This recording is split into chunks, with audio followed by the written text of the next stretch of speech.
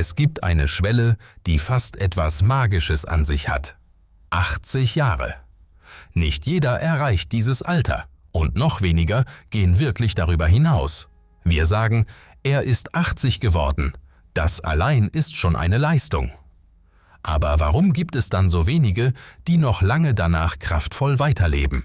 Nicht nur in Zahlen, sondern mit klarem Blick, mit Stimme, die trägt und mit dem Wunsch, morgens aufzuwachen. Die Wahrheit ist, das Leben nach 80 ist nicht nur eine Frage von Glück oder Genen. Es ist ein Raum, in dem Gesundheit zerbrechlicher wird, in dem jeder Tag zählt und in dem 4 stille, heimtückische Kräfte beginnen, gegen uns zu arbeiten. Man spricht kaum über sie. Selbst Ärztinnen und Ärzte erwähnen sie oft nur nebenbei oder erst dann, wenn etwas bereits verloren ist.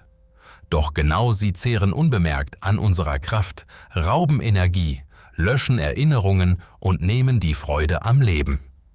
In diesem Video ordnen wir alles in Ruhe, ohne Angst, mit Respekt, mit Geschichten, mit Fakten und vor allem mit dem Verständnis, dass noch nicht alles verloren ist. Sie erfahren, warum manche Menschen rasch verblassen, während andere bis zuletzt leuchten. Was im Körper geschieht, wenn Entzündung zum Dauerzustand wird. Wie Kraft verloren geht, nicht in Jahren, sondern in stillen Wochen. Warum schlaflose Nächte schneller altern lassen als Jahrzehnte. Und was Einsamkeit mit der Seele macht, wenn keine Stimme mehr sagt, du bist wichtig. Dies ist kein Video über Angst. Es ist ein Video über die Kraft des Wissens. Darüber, wie man das Wertvollste bewahrt, wenn jeder Tag ein Geschenk geworden ist. Bleiben Sie bis zum Ende bei uns, denn der letzte Grund ist der leiseste. Aber gerade er kann entscheiden, wie lange Sie nicht nur leben, sondern wirklich da sind. Die stille Entzündung, die das Altern beschleunigt. Immer häufiger sprechen Ärztinnen und Ärzte darüber, doch nur wenige erklären, wie gefährlich sie wirklich ist. Die stille Entzündung. Sie verursacht kein Fieber, tut nicht weh, hindert uns nicht am Gehen oder Atmen. Und doch ist sie da, arbeitet im Verborgenen, Tag für Tag. Die Medizin kennt dafür ein eigenes Wort. Inflammaging, entzündliches Altern. Keine plötzliche Explosion, sondern ein schwelender Brand. Langsam zerstört er Zellen, schwächt Gewebe, greift Blutgefäße an. Jahrelang, jahrzehntelang. Er entsteht nicht über Nacht. Er sammelt sich an. Durch schlechten Schlaf, zu langes Sitzen, Zucker im Tee, Wurst zum Abendbrot und Abende vor dem Fernseher, ohne Bewegung. Selbst der Stress, den wir längst als normal empfinden, facht ihn weiter an. Anfangs spüren wir nichts, aber unser Körper spürt es. Er beginnt zu kämpfen, dann zu ermüden. Plötzlich sind wir schneller erschöpft, denken langsamer, stehen morgens schwerer auf. Alles scheint wie immer, aber ohne die gewohnte Klarheit. Denken Sie an Gerhard. Er war 82, Nichtraucher, kein Alkohol, tägliche Spaziergänge. Und doch klagte er: Morgens bin ich wie leer, die Beine schwer, der Kopf wie vernebelt, die Stimmung im Keller. Seine Werte? Unauffällig. Blutdruck im Rahmen. Blutzucker okay. Nur eine Ärztin sah genauer hin und fand erhöhte Entzündungswerte im Blut. Keine akute Krankheit, aber eine stille Entzündung, die ihm langsam die Kraft nahm. Mit 50 kann der Körper noch gegenhalten, mit 60 meist auch. Aber nach 80, da sind die Reserven oft erschöpft. Und jeder Chip, jede schlaflose Nacht, jeder Abend ohne Bewegung wird zur Tropfen in einem Becher, der bald überläuft. Stille. Entzündung macht nicht nur alt, sie raubt Lebenszeit. Sie führt in Demenz, in Schwäche, in ein Immunsystem, das nichts mehr hält. Doch hier ist, was zählt. Wir können sie beruhigen. Ohne teure Medikamente, ohne komplizierte Pläne, mit echtem Essen, mit täglicher Bewegung, sei sie auch klein, mit gutem Schlaf, mit innerer Ruhe statt ständiger Unruhe. Das wirkt nicht über Nacht, aber es wirkt. Und je älter wir werden, desto wichtiger ist nicht der Kampf gegen Entzündung, sondern ihre tägliche Vermeidung. Denn manchmal ist Gesundheit nach 80 kein Wunder, sondern das Ergebnis kleiner Entscheidungen, die das Feuer gelöscht haben, bevor es alles zerstören konnte. Muskelverlust, der stille Weg zu Stürzen und dem Verlust der Freiheit. Es gibt eine Veränderung, die leise beginnt, ohne Diagnose, ohne Panik. Und doch kann sie alles verändern. Der Verlust von Muskelkraft. Nach dem 60. Lebensjahr verlieren wir jedes Jahr Muskelmasse. Langsam, Tropfen für Tropfen. Nach 80 wird dieser Prozess schneller. Aber wir spüren es nicht, bis der Sessel zu tief scheint. Bis wir uns an Geländern festhalten, die wir früher kaum beachtet haben. Es geht nicht um Bodybuilding, sondern um die Kraft, die uns Freiheit schenkt. Um Muskeln, die Gelenke schützen. Um Standfestigkeit, die Stürze verhindert. Um die Fähigkeit, einfach zu leben. Bernhard war 84, klar im Kopf. Er ging selbst einkaufen, lebte allein. Eines Tages blieb er mit der Fußspitze am Teppich hängen. Ein Sturz, Oberschenkelhalsbruch, Schmerz, Krankenhaus, Wochen im Bett, dann ein Rollator, der Verlust seiner Unabhängigkeit und plötzlich Stille. Er sagte: Ich hatte keine Ahnung, wie viel Kraft ich verloren hatte, bis ich gefallen bin. Das ist das Heimtückische am Muskelverlust. Er schickt keine Warnsignale, er tut nicht weh. Er nimmt uns Stück für Stück. Zuerst braucht man Mühe, ein Glas zu öffnen. Dann wird das Aufstehen schwer. Dann wirkt die Treppe wie ein Risiko. Und irgendwann fühlt sich ein Spaziergang wie ein Marathon an. Aber all das ist nicht ins Alter. Es ist Kraftverlust. Und die gute Nachricht? Es ist kein Schicksal. Sarkopenie, so heißt dieser Zustand, lässt sich verlangsamen.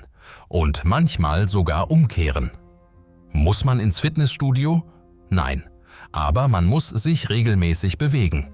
Täglich gehen, wie ein Ritual. 2-mal pro Woche einfache Übungen. Mit dem eigenen Körpergewicht oder einem Widerstandsband. Sanfte Dehnungen, kleine Bewegungen und eine Ernährung, die genug Eiweiß liefert. Es geht nicht um Äußerlichkeiten, es geht darum, ob Sie morgen selbstständig aufstehen können. Denn jeder erhaltene Muskel ist ein Schritt zur Würde, zu Unabhängigkeit, zu einem Leben im eigenen Körper, der trägt und nicht verrät. Im Alter müssen wir nicht schwach sein, aber um stark zu bleiben, dürfen wir nie aufhören. Muskeln sind wie Freundschaften. Vernachlässigt man sie, gehen sie. Pflegt man sie, bleiben sie. Schlafstörungen, wenn Erschöpfung Körper und Geist untergräbt. Manchmal schieben wir es einfach aufs Alter.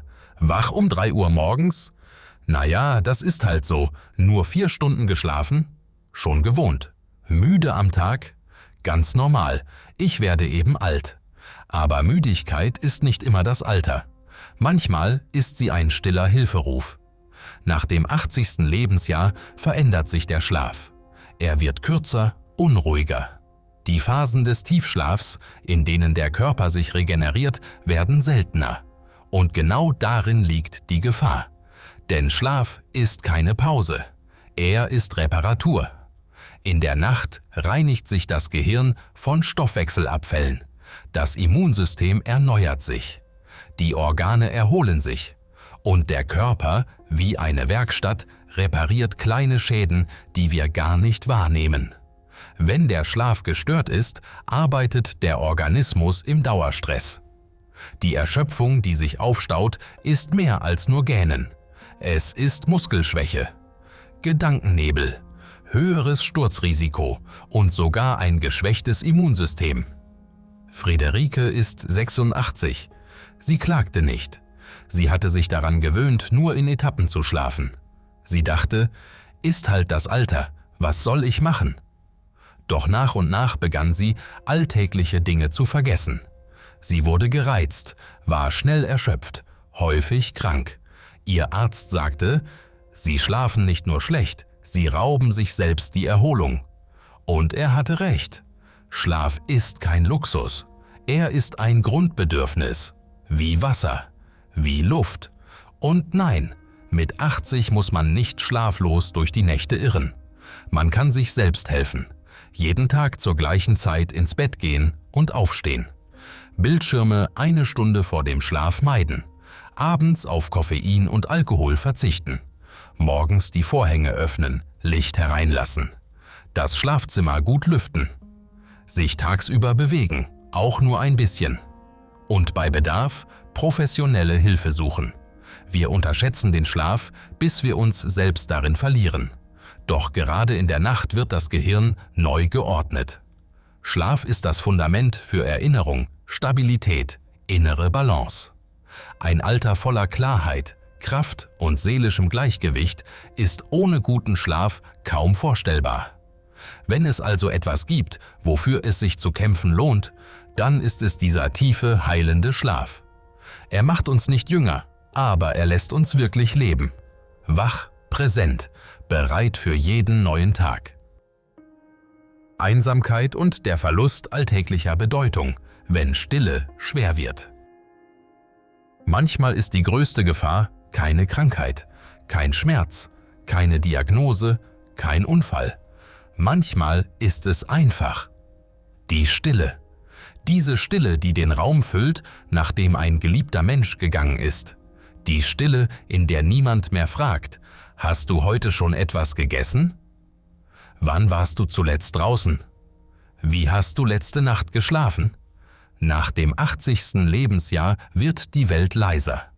Freunde sterben, die Kinder leben weit entfernt. Die Straßen werden lauter, der Körper langsamer. Und plötzlich ist ein Anruf eine Seltenheit, ein Gespräch fast schon ein Ereignis. Aber Stille bedeutet nicht nur Lautlosigkeit. Sie kann ein Gefühl sein, das Gefühl, nicht mehr gebraucht zu werden. Und genau dieses Gefühl beginnt, uns von innen zu zersetzen. Bernhard ist 88. Seine Frau starb vor 5 Jahren. Die Söhne leben in anderen Bundesländern, die Enkel sind längst erwachsen. Er kocht sich einfache Mahlzeiten, schaut Fernsehen, putzt und sagt manchmal: Es gibt Tage, da spreche ich kein einziges Wort. Was er fühlt? Nicht Leere, sondern Bedeutungslosigkeit. Es spielt keine Rolle, wie klug, gütig oder lebenserfahren ein Mensch ist. Wenn er spürt, dass niemand mehr auf ihn wartet, dass er niemandem mehr etwas bedeutet, beginnt der Körper leise aufzugeben. Das Immunsystem wird schwächer, das Gedächtnis lässt nach, der Antrieb versiegt, der soziale Kreis schrumpft, die Lust, aktiv zu sein, verschwindet. Genau deshalb ist Einsamkeit im hohen Alter so gefährlich, manchmal gefährlicher als jede Krankheit. Aber es gibt Hoffnung, denn Sinn kann zurückkehren und er steckt nicht in großen Dingen. Die Vögel am Fenster füttern, einen alten Freund anrufen, einen Brief oder eine Karte schreiben, dem Nachbarn Hilfe anbieten, ein Dankbarkeitstagebuch führen, eine Blume auf dem Balkon pflanzen. Das Gefühl, gebraucht zu werden, entsteht durch kleine Gesten, durch das, was uns zu einem Teil dieses Tages macht, eines größeren Ganzen. Es geht nicht darum, wie viele Menschen um uns sind, sondern darum, ob wir das Gefühl haben, dass wir zählen, dass unsere Anwesenheit etwas bewirkt. Wenn Sie selbst in diesem Alter sind, fragen Sie sich: Was gibt meinen Tagen Bedeutung? Und wenn jemand in Ihrer Nähe älter und allein ist, warten Sie nicht auf einen Feiertag, um anzurufen. Fragen Sie nach seinem Leben. Lassen Sie ihn spüren, dass er nicht vergessen ist. Denn gebraucht zu werden, ist vielleicht der lebendigste Grund, morgens wieder aufzuwachen. Die Kraft des Wissens und der Wille, nicht aufzugeben. Wenn Sie bis zum Ende dabei geblieben sind, dann darf ich eines sagen: Sie sind nicht gleichgültig. Sie leben das Alter nicht nur einfach ab. Sie wollen verstehen, schützen, bewahren, was Ihnen wirklich am Herzen liegt. Denn nach 80 noch zu leben, ist ein Geschenk. Doch nicht alle erreichen dieses Alter in guter Verfassung. Nicht, weil sie schwach waren, sondern weil sie nicht wussten, welche stillen Kräfte gegen Körper und Seele wirken. Chronische Entzündungen, schwindende Muskelkraft, ein Schlaf, der nicht mehr trägt und Einsamkeit ohne Sinn. All das kündigt sich nicht laut an. Es kommt leise, Stück für Stück, aber wer um diese Kräfte weiß, kann gegensteuern. Wissen ist kein Grund zur Angst. Wissen ist Freiheit. Es ist die Chance, Fürsorge zu beginnen. Nicht erst, wenn es zu spät ist, sondern genau jetzt. Denn Gesundheit nach 80 ist kein bloßes Durchhalten. Es ist die Möglichkeit, selbst zu wählen, wie man leben will, wie viel Klarheit darin liegt, wie viel Bewegung, wie viel Verbindung zu den Menschen um uns herum und vor allem, wie viel von uns selbst noch lebendig bleibt. Nicht alles liegt in unserer Hand, aber jeden Tag treffen wir Entscheidungen. Gehe ich spazieren oder bleibe ich sitzen? Esse ich achtsam oder eilig? Sage ich jemandem, ich denke an dich, oder bleibe ich still? Diese kleinen Entscheidungen formen das, was wir unser Leben nennen. Gerade im hohen Alter, wo es nicht ums Funktionieren geht, sondern darum, sich in neuer Tiefe zu entfalten. Möge dieses Video nicht nur Information gewesen sein, sondern ein Wendepunkt. Nicht ein Grund zur Sorge, sondern ein Anlass zum Handeln, zur Fürsorge, zur inneren Zustimmung, dass Sie das Recht haben, diese Jahre bewusst, schön und würdevoll zu leben. Danke, dass Sie dabei waren. Wenn Sie sich in diesen Gedanken wiedergefunden haben, hinterlassen Sie uns einen Kommentar. Teilen Sie, was Sie berührt hat. Erzählen Sie, wie Sie sich selbst oder einen geliebten Menschen schützen. Wir lesen jedes Wort. Und genau das gibt uns die Kraft, solche Videos immer wieder für Sie zu machen. Passen Sie gut auf sich auf und bis ganz bald.